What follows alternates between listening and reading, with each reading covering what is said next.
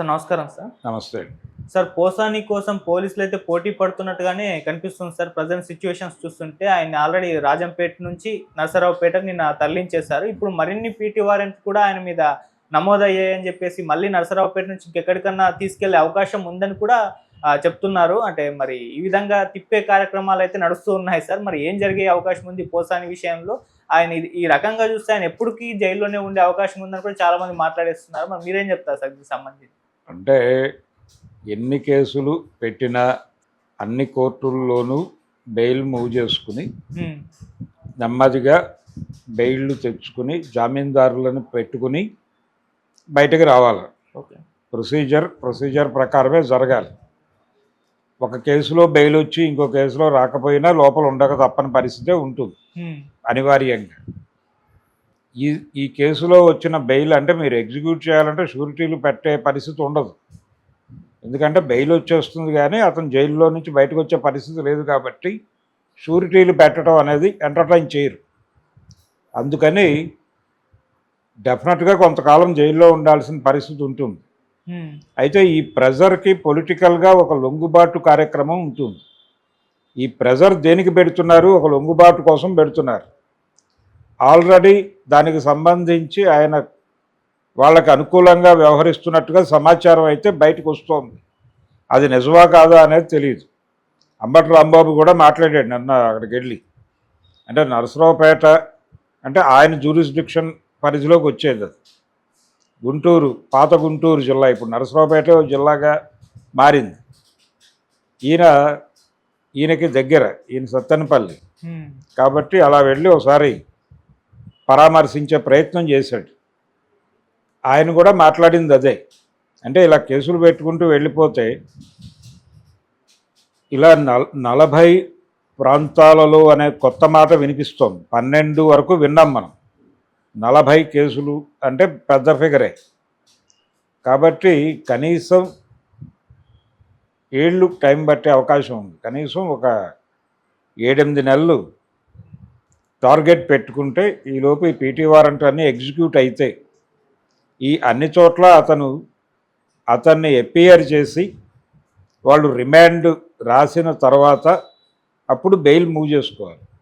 లేదు ఈ కేసులో ఉన్న ప్రతి చోట యాంటిసిపేటరీ తీసుకోవటం ఇప్పుడు అనవసరం. ఎందుకంటే ఆల్రెడీ కస్టడీలో ఉన్నాడు కాబట్టి 2 ప్రయత్నాలు జరగచ్చు సైమల్టేనియస్గా. జరిగి ఇతన్ని ఏదో పద్ధతిలో బయటకు తీసుకురావడానికి లీగల్ ప్రొసీజర్ ఆల్రెడీ మొదలై ఉంటుంది. అయితే పొన్నగోలు సుధాకర్ రెడ్డితో ఇది వర్కౌట్ అవ్వదేమో అని నా పర్సనల్ ఒపీనియన్. వీళ్ళు ఒక పర్సనల్ లాయర్ని ఎవరినన్నా ఇన్వాల్వ్ చేస్తే పెద్ద లెవెల్లో కొంత వర్కౌట్ చేసే అవకాశం ఉంది. దానికేమీ చంద్రబాబు గారికి తీసుకొచ్చినట్టుగా ఎక్కడి నుంచో ఎవరినో తీసుకురానక్కర్లేదు.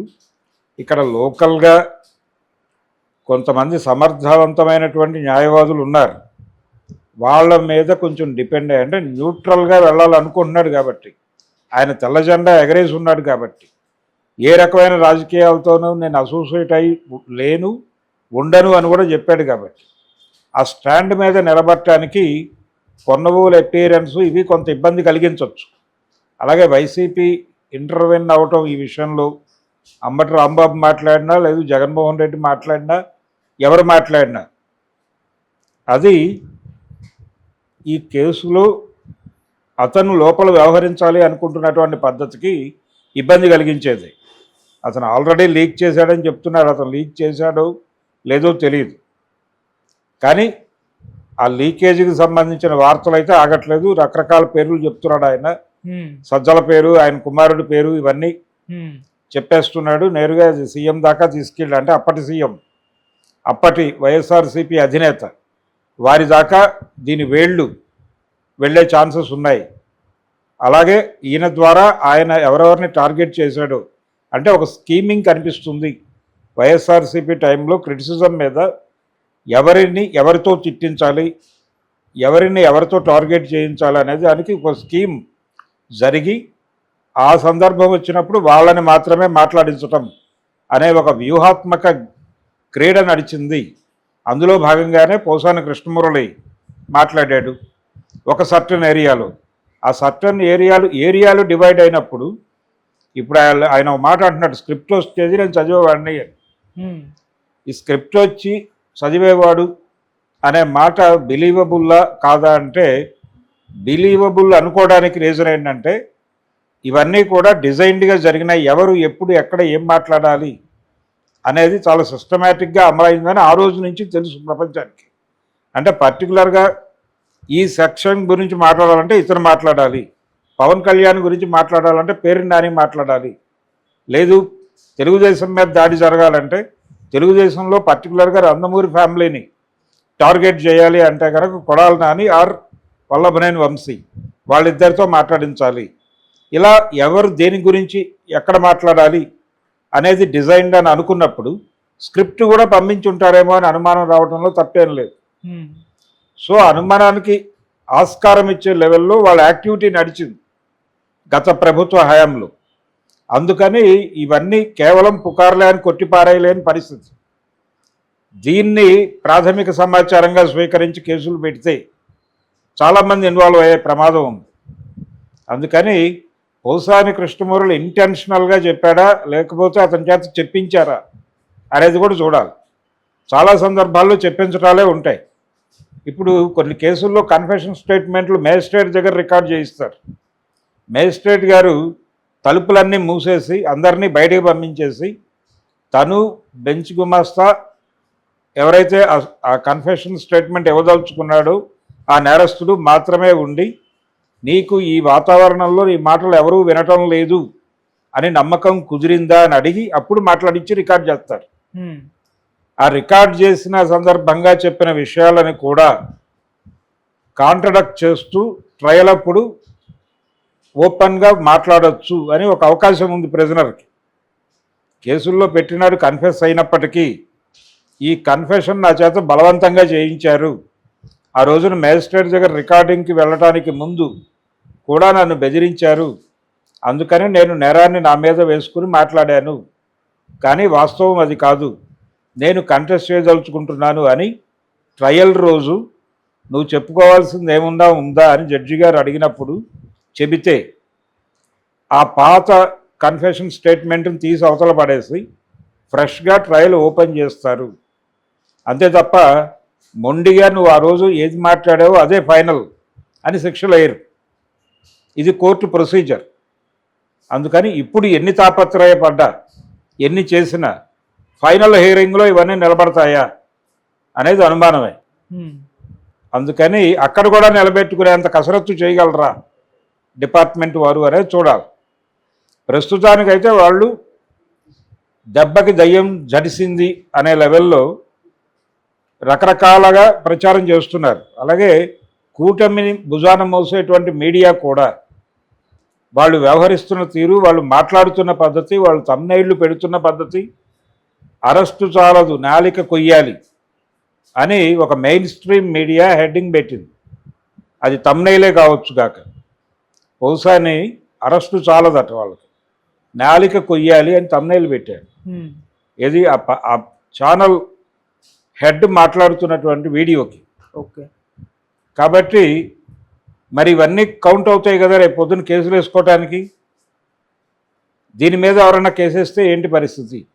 మరి వాళ్ళని కూడా తీసుకెళ్ళి ఇలాగే ప్రతి ఒక్కరూ కూడా, ఇప్పుడు వైసీపీకి కూడా క్యాడర్ ఉంది, అన్ని ప్రాంతాల్లోనూ ఉంది, అన్ని ప్రాంతాల్లోనూ మనోభావాలు గాయపడ్డాయని ఒక్కొక్కళ్ళకి 50 చోట్ల 60 చోట్ల కేసులు పెడితే ఇప్పుడు అయ్యన్న పాత్రుడు గారు అలా మాట్లాడాడు, మాట్లాడిన వీడియోలు ఉన్నాయి. ఆ వీడియోలు ఇప్పుడు చూసి మనోభావాలు గాయపడి ఒక 50 చోట్ల కేసులు పెడితే మరి ఇలాగే వ్యవహరిస్తుందా పోలీసు వ్యవస్థ అనేది చూడాలి. న్యాయస్థానాలు వాళ్ళు అప్రోచ్ అయితే ఆ కేసులు కనుక స్వీకరిస్తే వీళ్ళందరినీ తీసుకెళ్ళి లోపల పెట్టి ఇలాగే తిప్పుతారా అనే దానికి ఏమన్నా సమాధానం చెప్పగలరా తెలుగుదేశం పార్టీ కానీ లేదు ప్రభుత్వ ప్రతినిధులు కానీ? ప్రతి ఒక్కరికి అవకాశం ఉంటుంది కదా.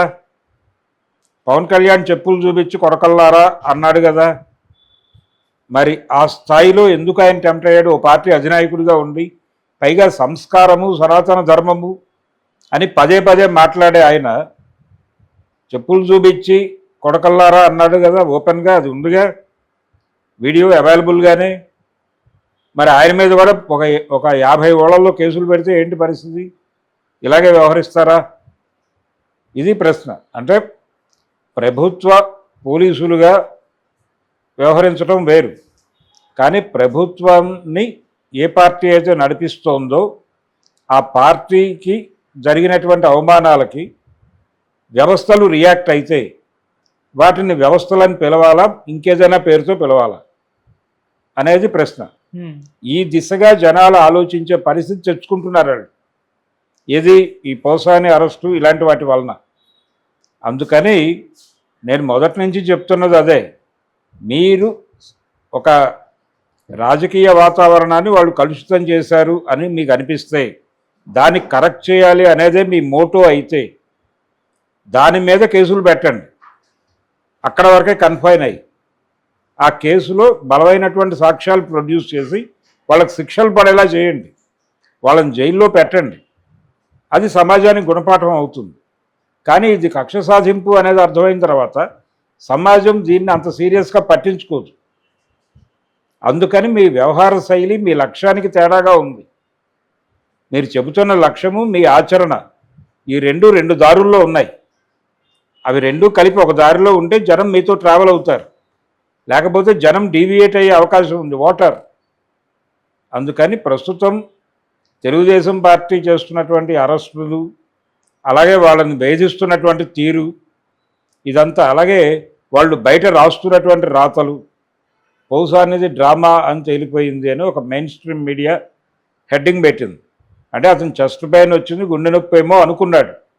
డాక్టర్ల దగ్గరికి వెళ్ళారు, అవేమీ లేదు, పర్లేదు, మీరు బాగానే ఉన్నారు, ఆరోగ్యంగానే ఉన్నారు, ఏదో కొంచెం వీక్నెస్, ఈ ప్రెజరు, దానివలన కొంత అలా ఫీల్ అవుతున్నారు, సహజంగా ఉండేదే, ఇది నిరాసక్తత ఇవన్నీ వస్తాయి, దానికి కొంచెం ట్రీట్మెంట్ తీసుకుంటే సరిపోతుంది అని ఉంటాడు డాక్టర్.